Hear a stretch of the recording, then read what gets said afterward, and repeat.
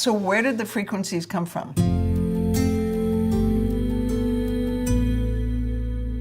I got this list from an osteopath who bought a practice in 1946 that came with a machine that was built in 1922, and that machine came with a list of frequencies. But where did the frequencies come from? Here's the thing. Back in the early 1900s, probably starting about 1906, 1908, there was a growing interest in electromagnetic therapies. People were developing machines, medical physicians and osteopaths were testing frequencies. By 1916, 1917, in there was a journal called Electromedical Digest. There was the Electromedical Society. There was the Pathometric Society, which would be like in our world, that would be like the American Academy of Orthopedic Surgeons. So these were the Pathometric Society and the Electromedical Society were medical physicians who were interested in electromagnetic therapies.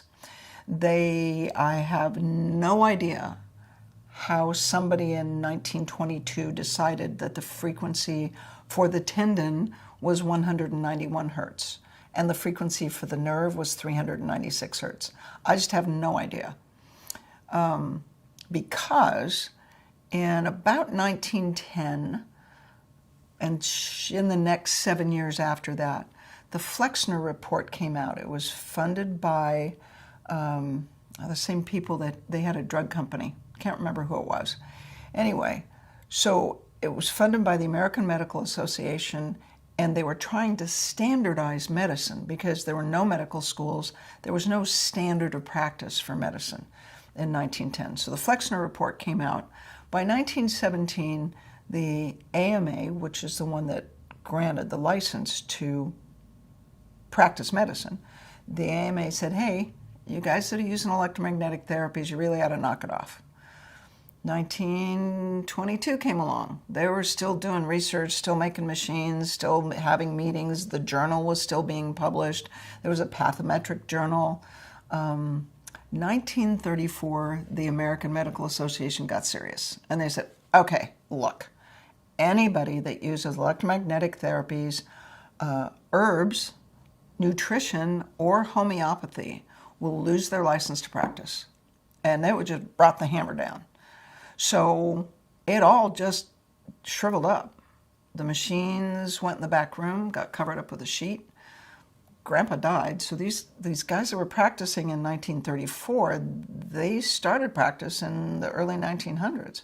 So they're now in their 50s and 60s, and as Grandpa died or Dad died or they retired, the machines went on the junk heap. They went on the trash. It's like, I don't know what Dad used this machine for, but it's in the back room and it's covered up with a sheet and we've got to move all this stuff, so it's out of here. So the machines went away. And when that generation of physicians died, it was gone. We have no information. None of it survived. There's some in the rare book room at the Naturopathic College. But the language is very quaint, and there's no detail about how they developed the frequencies. There was a thing about tapping or tones on the abdomen, but how does somebody decide that a tendon is 191 hertz and a tendon sheath or a bursa is 195 hertz? So my role was, I'm a clinician. I'm a fix-it guy. So I got this list, and it's either going to work or it's not. So my role has really been just to use these frequencies clinically and verify that they're correct. There are some frequencies we don't use anymore because they didn't work. So there's a frequency for sclerosis. I could not find anything it was good for. Now, scarring is one thing, but sclerosis is like a little bit stiffer and stickier than scarring. Wasn't good for anything. So I was just about to dump it when I heard from Tom Myers, who's an anatomist and a myofascial expert. He was teaching a class for us, and I said, I can't figure out what sclerosis is good for. He said, well, adipose sclerosis, the fat. I have a frequency for adipose. And it turns out that's the only thing that sclerosis is good for. is taking adipose that is glued to a nerve or your belly, you know, the omentum in your abdomen when you get inflamed or scarred, that gets scarred. It doesn't scar, it's sclerosis. So once I combined sclerosis and the adipose, that worked. So the frequencies are very specific. So my role and frequency-specific microcurrents role has really just been to use them, validate it, verify it. What's it good for? What do? They either work or they don't. And that was the first year when we were experimenting with it. The first year was all about treating myself, treating George, treating my kids, treating volunteer patients. If a frequency was not correct, if we used a frequency that didn't do you any good, we had to find out if it would do any harm. So that was the first task. If a frequency doesn't work, is it going to hurt you? So that's the first thing we found out was no. If there's nothing for it to resonate with, it just goes right on through. Doesn't do anything. Okay. Once we knew it was safe, then we could go on testing them. So that's where the frequencies came from. They came from a list. And where the list came from, I can't tell you. I wish we knew. That's the missing link. It's a part of medical history that is lost.